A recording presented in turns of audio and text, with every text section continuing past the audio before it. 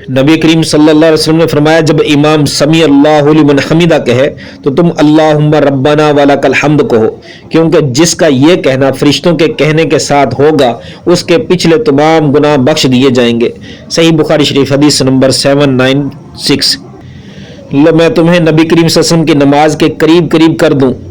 चुनांचे हजरत अबू हुरैरा रज़ी अल्लाह तआला अन्हु ज़ोहर, इशा और सुबह की आखिरी रकत में कनूत पढ़ा करते थे।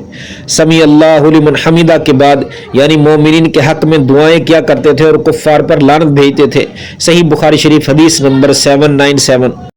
रसूलुल्लाह सल्लल्लाहु अलैहि वसल्लम ने फरमाया, जब इमाम गैरुल मग़ज़ूबी अलैहिम वलज़्ज़ालीन कहे तो तुम भी आमीन कहो। जिसने फरिश्तों के साथ आमीन कही उसके पिछले तमाम गुनाह माफ़ कर दिए जाते हैं।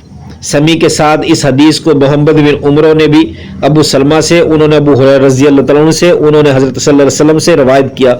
सही बुखारी शरीफ हदीस नंबर 782। वो रसूलुल्लाह सल्लल्लाहु अलैहि वसल्लम की तरफ नमाज पढ़ने के लिए गए। आप सल्लल्लाहु उस वक़्त रुकू में थे, इसलिए सफ़ तक पहुँचने में से पहले ही उन्होंने रुकू कर लिया। फिर उसका जिक्र नबी करीम सल्लल्लाहु अलैहि वसल्लम से किया तो आप सल्लल्लाहु अलैहि वसल्लम ने फरमाया, खुदा तुम्हारा शौक़ और ज़्यादा करे, लेकिन दोबारा ऐसा ना करना। सही बुखारी शरीफ हदीस नंबर 783। आप सल्लल्लाहु अलैहि वसल्लम लोगों को नमाज पढ़ाते थे तो जब भी वो झुकते और जब भी वो उठते तकबीर ज़रूर कहते। फिर जब फारग होते तो फरमाते, मैं नमाज पढ़ने में तुम सब लोगों से ज़्यादा रसूलुल्लाह सल्लल्लाहु अलैहि वसल्लम की नमाज से मुशाहबत रखने वाला हूँ। सही बुखारी शरीफ हदीस नंबर 785। एक और रिवायत में है, मैंने एक शख्स को मुकाम इब्राहिम में नमाज पढ़ते हुए देखा। हर झुकने और उठने पर वो तकबीर कहता था। इसी तरह खड़े होते वक़्त और बैठते वक़्त भी मैंने इब्न अब्बास रज़ी अल्लाह तआला अन्हुमा को उसकी इतला दी।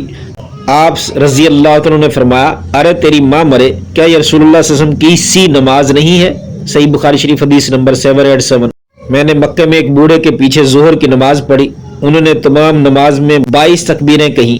इस पर मैंने इब्न अब्बास रज़ी अल्लाह तआला अन्हुमा से कहा कि यह बूढ़ा बिल्कुल बेअकल मालूम होता है।